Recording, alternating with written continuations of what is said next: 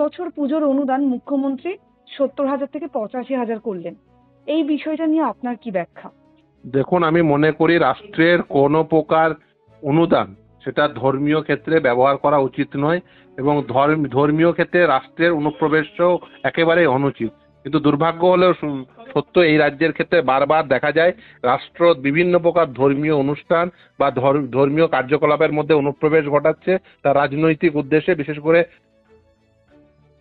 সেই শাসক দল রাজনৈতিক উদ্দেশ্যে বিভিন্নভাবে বিভিন্ন ধর্মীয় আচার আচরণে তাদের অনুপ্রবেশ ঘটাচ্ছে, যেটা একেবারেই কাঙ্ক্ষিত নয়। দ্বিতীয় হচ্ছে, ভারতবর্ষ একটি ধর্মনিরপেক্ষ রাষ্ট্র।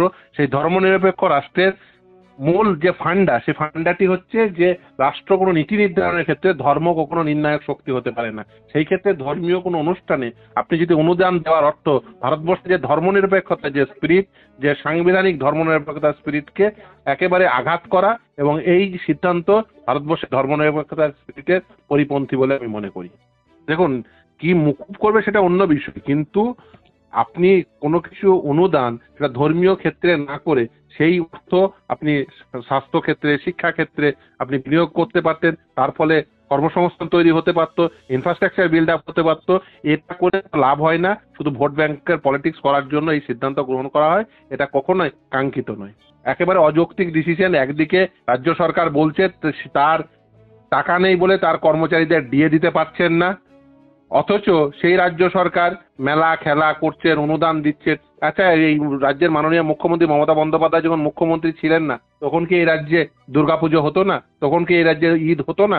রাজ্যের মাননীয় মুখ্যমন্ত্রী তিনি তার প্রশাসনিক সিদ্ধান্ত নেওয়ার ফলে তিনি বারবার এই ধর্মীয় ক্ষেত্রে তার অনুপ্রবেশ ঘটাচ্ছেন, যেটা কোনোভাবেই কাঙ্ক্ষিত নয়। আমি মনে করি রাজ্যের মানুষের উচিত তার এই সিদ্ধান্তকে বর্জন করা, এবং বিভিন্ন ক্লাব সংগঠনগুলো যারা এই অনুদান নিচ্ছে আমি মনে করি তাদেরও বর্জন করা উচিত। এই যে তাদের বিভিন্ন ক্ষেত্রে যাদের এই যে রাষ্ট্রের অনুপ্রবেশ ঘটছে, এই সিদ্ধান্তকে বর্জন করা উচিত। একেবারে সঠিক না, একেবারে সঠিক না, সেই কথাই আমি এতক্ষণ বলছিলাম যে কর্মচারীদের দিয়ে দিতে পারছে না, নতুন করে কর্মসংস্থানের ব্যবস্থা করতে পারছে না, নতুন বিজ্ঞাপন দিতে পারছে না। চাকরি যেমন ধরুন এসএলএসটির ক্ষেত্রে যেমন অনেকেই বলছেন যে সমস্ত ছেলেমেয়েরা এখন যোগ্য হয়ে বসে আছেন নবম দশম একাদশ দ্বাদশ গ্রুপ সি গ্রুপ ডি, সেই 2016 সালে সিলেকশন প্রসেস যেটা চ্যালেঞ্জ হয়ে সুপ্রিম কোর্টে পেন্ডিং, কিন্তু তারপরে তো আর কোনো অ্যাডভার্টাইজমেন্ট হয়নি। কেন হয়নি? কেন প্রাথমিকে নিয়োগ হচ্ছে না? কেন উচ্চ প্রাথমিকে নিয়োগ হচ্ছে না? কেন স্বাস্থ্য দপ্তরে নিয়োগ হচ্ছে না? কেন বন দপ্তরে নিয়োগ হচ্ছে না? এই এত দপ্তরে এত শূন্য পদ রয়েছে, স্থায়ী পদে কেন নিয়োগ হচ্ছে না? একদিকে অর্থ নেই বলে নিয়োগ হচ্ছে না, অপরদিকে এই অর্থের অপচয় করছেন, নিজের বড় বড় পোস্টার ছাপাচ্ছেন। আপনি এই দুর্গাপুজোয় অনুদান দিচ্ছেন, কোনো ক্লাব কি বলেছে যে অনুদান না দিলে পুজো হচ্ছে না তাদের? আগে কি তারা পুজো করতো না? আগে কি এই রাজ্যে ধর্মপ্রাণ হিন্দুরা তারা পুজো করতো না? তারা নিশ্চিতভাবে পুজো করতো, এবং তাদের অর্থেই তারা পুজো করতো। এটা অত্যন্ত দুর্ভাগ্যজনক একটি ডিসিশন। আমি মনে করি এই অর্থ অন্যান্য ক্ষেত্রে, বিশেষ করে শিক্ষা ক্ষেত্রে, স্বাস্থ্য ক্ষেত্রে, পরিকাঠামো উন্নয়নের ক্ষেত্রে ব্যবহৃত হতে পারতো, তাতে রাজ্যের মানুষের উপকার হতো। এটা নিয়ে এই অপব্যয় বলে আমি মনে করি।